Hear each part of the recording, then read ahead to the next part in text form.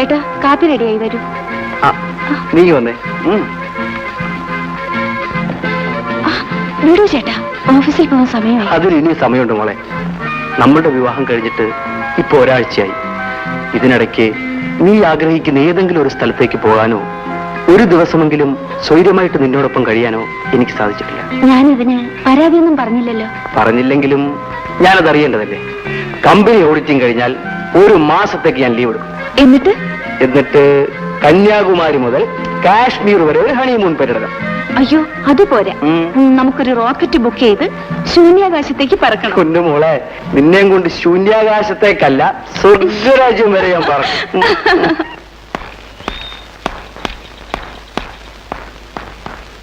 നേരത്തെ വരണേ. എന്താ ആലോചിക്കുന്നത്?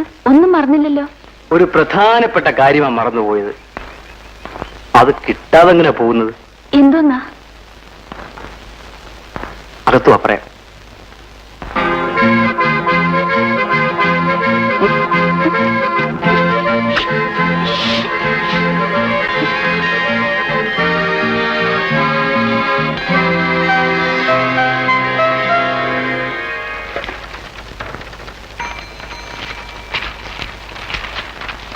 ഇത് പെട്ടെന്ന് ടൈപ്പ് ചെയ്യാൻ മാനേജർ പറഞ്ഞു. ജയനെന്താ ലേറ്റായത്? ബസ് കിട്ടാൻ താമസിച്ചു. സമയത്തിന് വീട്ടിൽ നിന്ന് ഇറങ്ങിയല്ലേ ബസ് കിട്ടത്തുള്ളൂ. മധുവിധുവിന്റെ ലഹരിയിൽ ബസിന്റെ സമയമൊക്കെ മറന്നു. മാത്രമല്ല, അക്കൗണ്ട് സാർ ലവ് മാരേജ് നടത്തിയിരിക്കുന്നത്. അതുകൊണ്ട് ലഹരി ചിലപ്പോൾ കൂടും.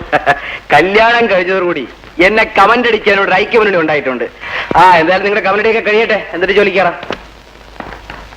ജയൻ സാർ മാനേജർ വിളിക്കുന്നു. ഇതങ്ങോട്ട് വെച്ചേക്ക. ശരി.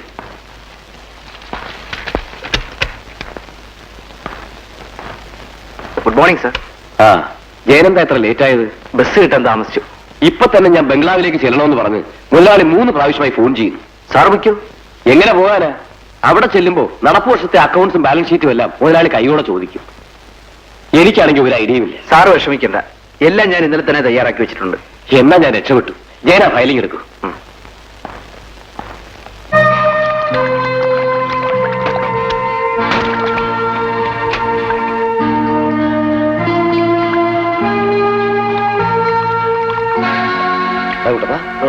റെഡിയായോ?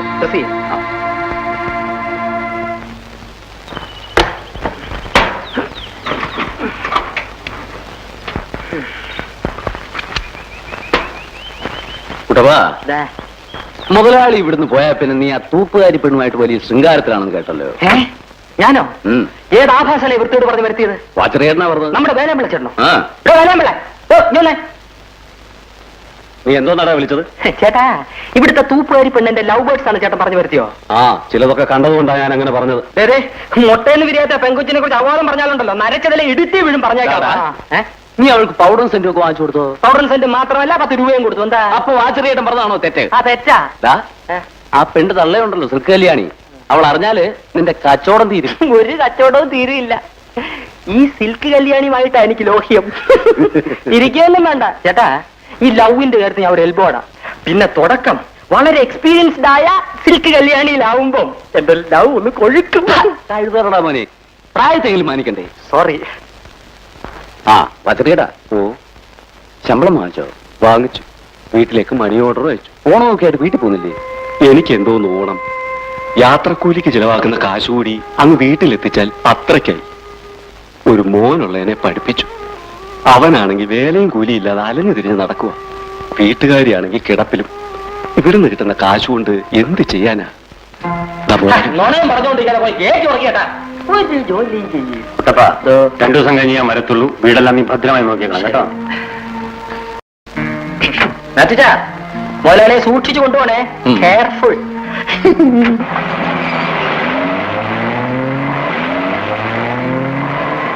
ചേട്ടാ, കേട്ടടച്ചിട്ട് നുണ പറഞ്ഞോ?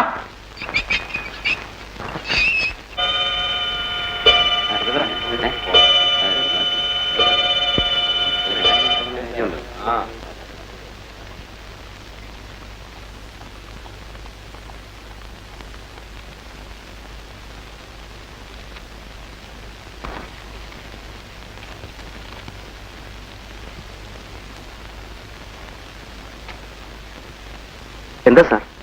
സോറി മിസ്റ്റർ ജയൻ, ഇന്നുകൂടെ നിങ്ങൾ ഓവർ ടൈം ചെയ്യേണ്ടി വരും.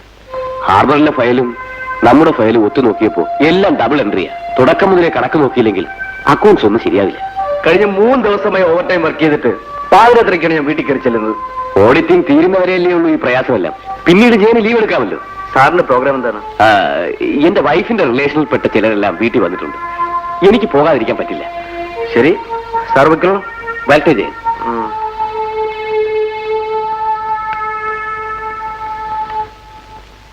നീ എന്തായി പറയുന്നത്? ചെയ്താൽ തീരാത്ത ജോലിയുള്ളത് കൊണ്ടല്ലേ ഞാൻ വരാൻ താമസിക്കുന്നത്. ഇങ്ങനെ രാവും പകലും ജോലി ചെയ്താൽ ആരോഗ്യം എന്താവും? ആ, ഇങ്ങനെ ജോലി ചെയ്തെങ്കിലേ എന്റെ ലക്ഷ്യം നിറവേറും. എനിക്കൊന്നും കേൾക്കണ്ട. കേൾക്കണം. ഏത് സാഹചര്യത്തെയും നേരിടാൻ ധൈര്യപ്പെട്ടുകൊണ്ടാണ് നമ്മൾ ഒരുമിച്ച് ജീവിക്കാൻ തീരുമാനിച്ചത്. നീ എന്നെ സ്നേഹിച്ചു എന്ന തെറ്റിന് നിന്നെ വീട്ടിൽ നിന്നും ആട്ടിയിറക്കിയവരാണ് നിന്റെ ബന്ധുക്കൾ. അവർ നിന്നെ കാണാൻ ഇങ്ങോട്ട് വരുന്നൊരു സാഹചര്യം ഉണ്ടാകണമെങ്കിൽ ഞാൻ എല്ലാം മറന്ന് ജോലി ചെയ്തേ പറ്റൂ. ജയേട്ടാ, ഈ വാടക വീടിന് പകരം നമുക്ക് സ്വന്തമായൊരു വീടുണ്ടാവണം. ഞാൻ സ്വപ്നം കാണുന്നൊരു ഭാവി ഉണ്ടാകണം. എല്ലാം നടക്കണമെങ്കിൽ നീ എന്നെ മനസ്സിലാക്കിയേ പറ്റൂ. എനിക്കെല്ലാം മനസ്സിലായി. രമേ,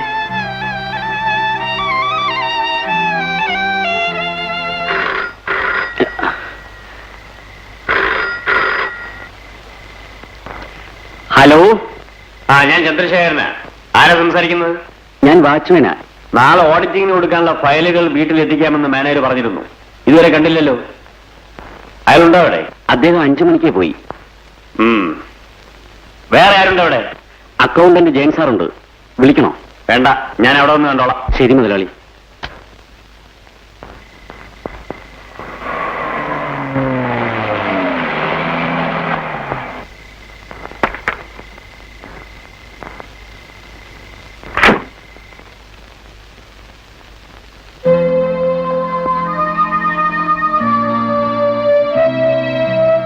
എന്താ ചെയ്യത്? ഇത്ര രാത്രിയായിട്ടും വീട്ടിൽ പോകാറായില്ലേ? 2 ആഴ്ചയായി ഞാൻ ഓവർ ടൈം വർക്ക് ചെയ്യണം സാർ. ഈ അക്കൗണ്ട്സ് എല്ലാം സബ്മിറ്റ് ചെയ്യേണ്ട ലാസ്റ്റ് ഡേറ്റ് നാളെയാണ്. അതുകൊണ്ടാ. ഏതായാലും ജയൻ നല്ലപോലെ റെസ്റ്റ് എടുത്തിട്ട് ജോലി ചെയ്താൽ മതി. ഇപ്പൊ വീട്ടിൽ പോയിക്കോളൂ. എനിക്കിനിയിപ്പോ ബസ് കിട്ടില്ല സാർ. ഓ, അത് സാരമില്ല, ഞാൻ കൊണ്ട് വിട്ടുതരാം. വരും.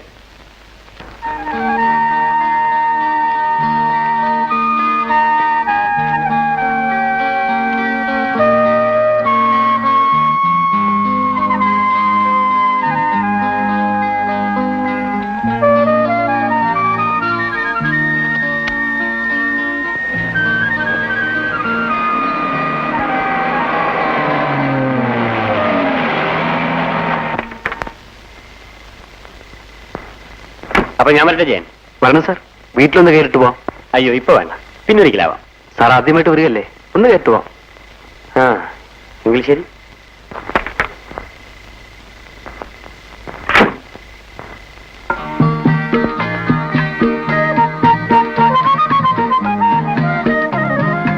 സാർ, ഇതാണ് എന്റെ ഭാര്യ. നമസ്കാരം. നമസ്കാരം. വരൂ സാർ. ഇങ്ങോട്ടിരിക്കാം സാർ. Thank you. ഞാൻ പോയി കാപ്പി എടുക്കാം. അയ്യോ, എനിക്കിപ്പോ കാപ്പിയൊന്നും വേണ്ട. ഈ അർദ്ധരാത്രിയിൽ സാറിന് ബുദ്ധിമുട്ടിപ്പിച്ചതിൽ എനിക്ക് വിഷമമുണ്ട്. വിഷമം തോന്നുന്നു എനിക്കാ.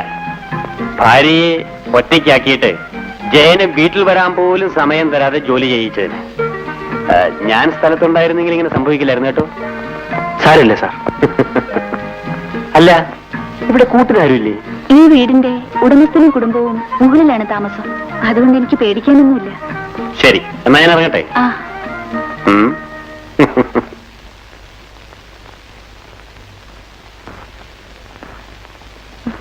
So good night. Good night.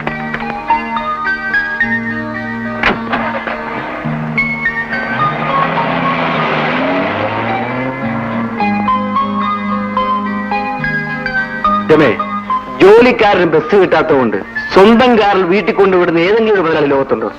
അതാണ് ചന്ദ്രശേഖരൻ മുതലാളി. പുള്ളിക്കാരന് തൊഴിലാളി മുതലാളി എന്നുള്ള വ്യത്യാസമേ ഇല്ല. ചുമ്മാ വാചം അടിച്ച് നിൽക്കാതെ വല്ലതും ഒന്ന് കഴിക്കാൻ നോക്കൂ.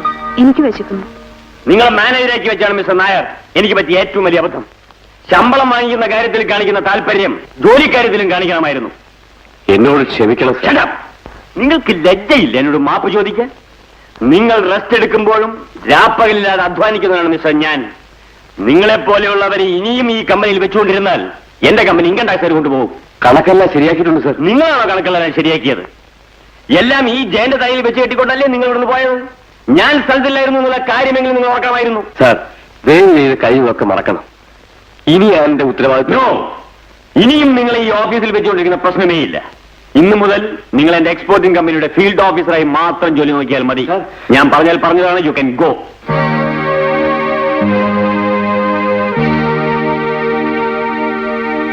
മിസ്റ്റർ ജയൻ, ഇന്നു മുതൽ ഈ ഓഫീസിന്റെ മാനേജർ നിങ്ങളാണ്. അയ്യോ സാർ, ഞാൻ ഒബേ മൈ ഓർഡേഴ്സ്.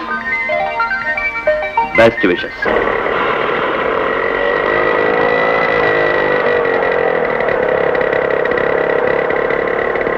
രമേ, രമേ,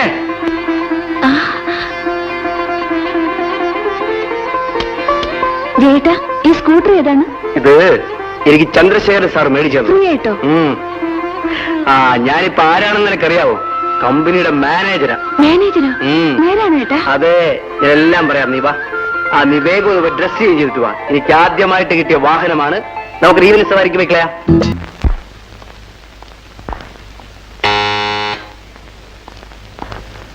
കുട്ടപ്പ, മുതലാളിയോടെ ഈ ഫയലൊന്ന് പിടിക്കാനുണ്ട്. ജയൻ സാർ ഒന്നും അറിഞ്ഞില്ലേ? ഇല്ല, മുതലാളിക്ക് പെട്ടെന്നൊരു നെഞ്ചുവേദന വന്നു. ഡോക്ടർ പരിശോധിച്ചുകൊണ്ടിരിക്കുക. എവിടെ? മേൽ വന്നാട്ടെ.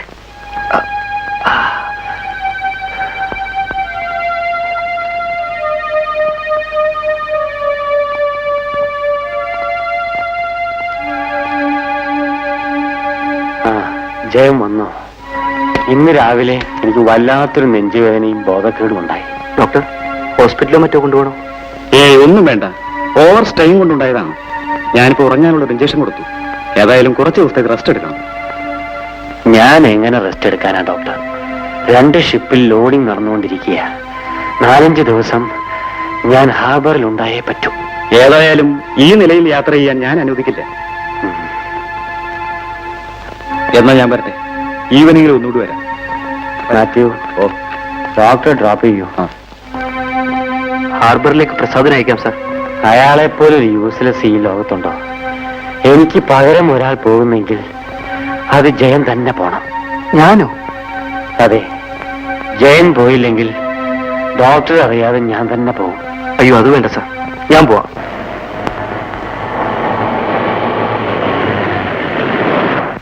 സാർ, ഈ കാശൊന്ന് കൊടുത്തോട്ടെ. എൽസി, എന്താ അപ്പച്ചാ? മോളെ, ഞാൻ ഹാർബർ വരെ പോവുക. ചിലപ്പോ 2 ദിവസം കഴിഞ്ഞേ വരും. ഈ കാശ് വെച്ചു. മോളെ, അത് ഞങ്ങളുടെ പുതിയ മാനേജരാ, ജയൻ സാർ. സാറേ, ഇതെന്റെ മോള് എൽസി. ഞാൻ വരട്ടെ മോളെ.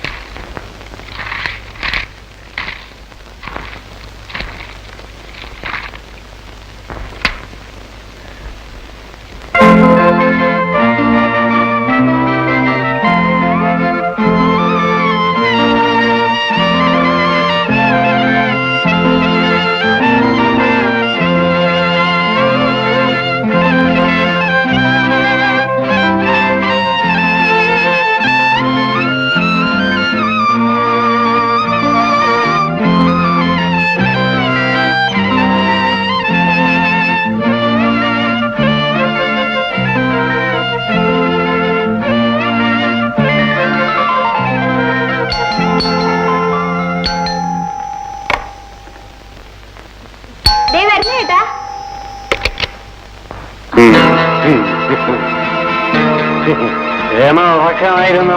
ഇല്ല. സാറിന്റെ ഈ രാത്രിയില് ഞാൻ രമയോട് ചെയ്തൊരു നന്ദി കേടിന് മാപ്പ് ചോദിക്കാൻ വന്നതാ. നന്ദിയേടോ? രമ ഇരിക്കും. വേണ്ട, ഞാനിവിടെ നിന്നോളാം. ഞാനൊരു മില്യണറാണെന്ന് കരുതി എനിക്കങ്ങനെ ഇല്ല. എനിക്കതിൽ പരാതിയില്ല സാർ. രമ പരാതി പറഞ്ഞില്ലെങ്കിലും ഇവിടെ വന്ന് അന്വേഷിക്കേണ്ടത് എന്റെ ചുമതലയല്ലേ? നന്ദികളും നന്ദി. രമേ, എന്റെ ഓഫീസിലുള്ള മുഴുവൻ ജോലിക്കാരുടെയും സീനിയോറിറ്റി ഓവർലുക്ക് ചെയ്തുകൊണ്ടാണ് വെറും അക്കൗണ്ടന്റ് ആയിരുന്ന ജയനെ പ്രൊമോട്ട് ചെയ്ത് ഞാൻ മാനേജരാക്കിയത്. ജയൻ തിരിച്ചു വന്നാൽ എന്റെ കമ്പനിയും ഞാൻ ജയനെ ഏൽപ്പിക്കാൻ പോവുക. എല്ലാം രമയുടെ സന്തോഷത്തിന് വേണ്ടി മാത്രം. എന്റെ സന്തോഷത്തിന് വേണ്ടി? അതെ, രമയെ ഞാൻ ആദ്യമായിട്ട് കണ്ട ദിവസം മുതൽ എന്റെ മനസ്സ് മോഹിക്കാൻ തുടങ്ങിയതാ. ഈ രാത്രി ഞാനിവിടെ വന്നത് എന്തിനാണെന്ന് ഇപ്പൊ മനസ്സിലായി കാണും. ഞാനും രമയും തമ്മിലുള്ള ബന്ധവും ജയന്റെ പടിപടിയായിട്ടുള്ള ഉയർച്ചയും ഏറ്റവും വലിയ രഹസ്യമായിരിക്കും. രമേ, താനെന്നെ അങ്ങനെയാണ് കരുതിയിരിക്കുന്നല്ലേ? എന്നെ തനിക്ക് കാഴ്ചവെച്ച് സ്ഥാനമാനങ്ങൾ നേടാൻ നടക്കുന്നവരല്ല ജയൻ. ഒന്ന് പതുക്കെ പറയാം. അതൊക്കെ പറയാനോ? ഞാനിപ്പോ മുകളിലുള്ളവരെ മുഴുവൻ വിളിച്ചു കൂട്ടും. ചതിക്കരുത്, ഞാൻ പോയേക്കാം.